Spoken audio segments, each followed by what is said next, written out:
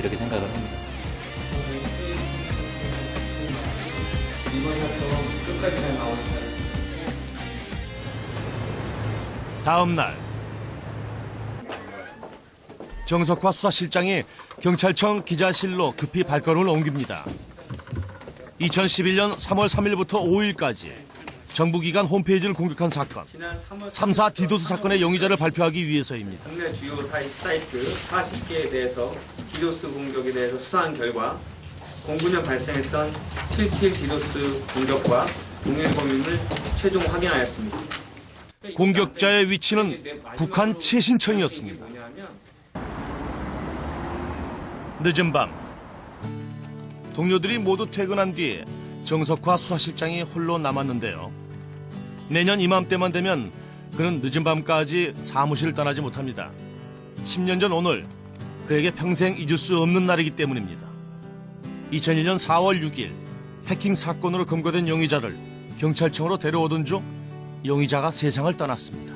제가 예전에 그 한 사건을 통해서 그 피의자죠. 용의자인데 어떤 사건의 용의자를 저희 경찰청까지 같이 함께 오는 그 와중에 그 용의자가 그 극단적인 선택을 해서 세상을 떠난 일이 있습니다. 그 눈앞에서 제가 그 광경을 봤기 때문에 제가 굉장히 많이 놀랬고요. 저는 처음 당하는 일이었었거든요. 그때 경찰관이 된 지 뭐 얼마 되지 않았을 때인데요. 그때 이제 수사를 정말 못하겠다 이런 정도의 생각까지 사실 들었었습니다. 결국 정석화 수사실장은 현장에서 물러나게 되었습니다. 그러나 1년여의 시간이 지나도 사이버 수사에 대한 생각을 떨칠 수가 없었는데요. 그렇게 시작한 것이 프로그램 개발. 수사를 하며 불편함을 느꼈던 부분이 프로그램 개발로 이어진 것입니다.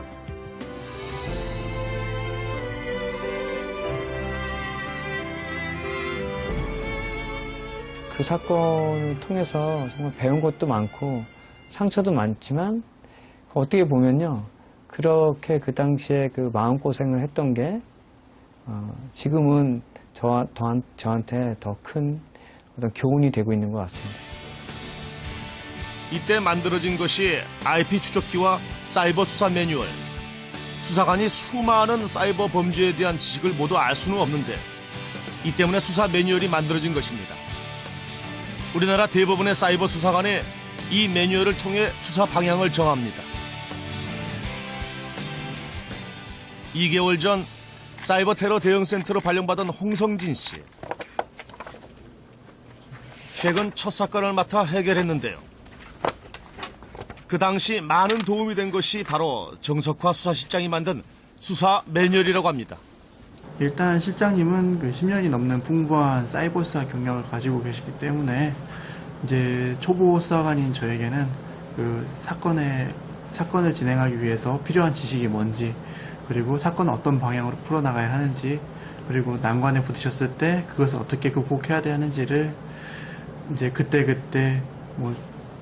그 방법을 제시해 줌으로써 저희에게 아주 좋은 롤모델이 되고 계십니다. 이게 인터넷 전화예요.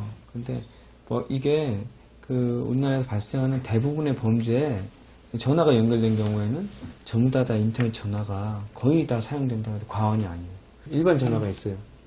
그 전화기가 연결돼 있겠죠? 그 전화기를 떼어가지고 제주도를 갔어요. 제주도에 가가지고 거기 이제 전화 콘센트에 꽂았어요. 그럼 그 전화기가 서울 전화가 되나요? 제주도 전화가 되나요? 제주도 전화가 되죠. 이곳의 수사관은 IT 업계에서 3년 이상 종사한 전문가들.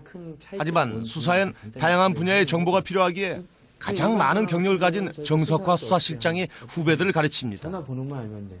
저 같은 경우에 이제 IT 업계에서 오랫동안 근무를 하다가 수사팀에 합류를 하게 됐는데요. 이제 IT 업계 지식은 오래 근무로 축적이 돼 있는데 이제 수사 능력이 많이 부족합니다. 이제 사이버 수사라는 거는 이제 IT 업계 지식뿐만이 아니라 이제 수사 능력이 많이 필요한데 이것 때문에 이제 고민을 하고 힘들 때 실장님이 이제 한마디 해주시거나 아니면 이제 사건에 대해서 이제 얘기해 주시는 게 사건 해결에 큰 실마리가 되고 있습니다.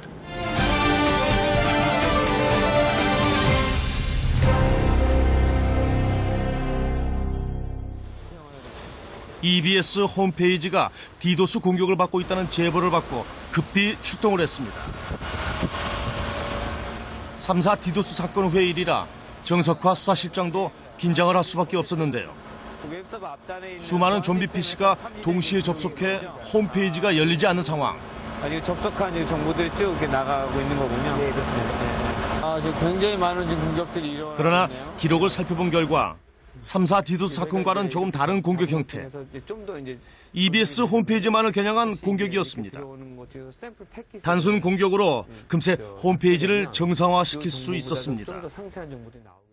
조사 결과 범인은 고등학교에 재학 중인 학생인 것으로 밝혀졌습니다.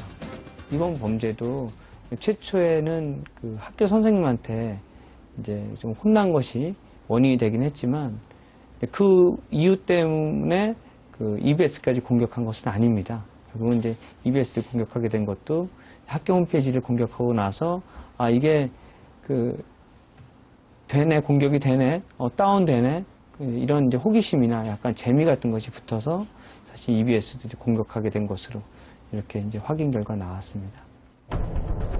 최근 청소년들의 사이버 범죄는 증가하는 추세. 얼마 전에는 고등학생이 올린 한 동영상이 사회적 이슈가 된 사건도 있었습니다.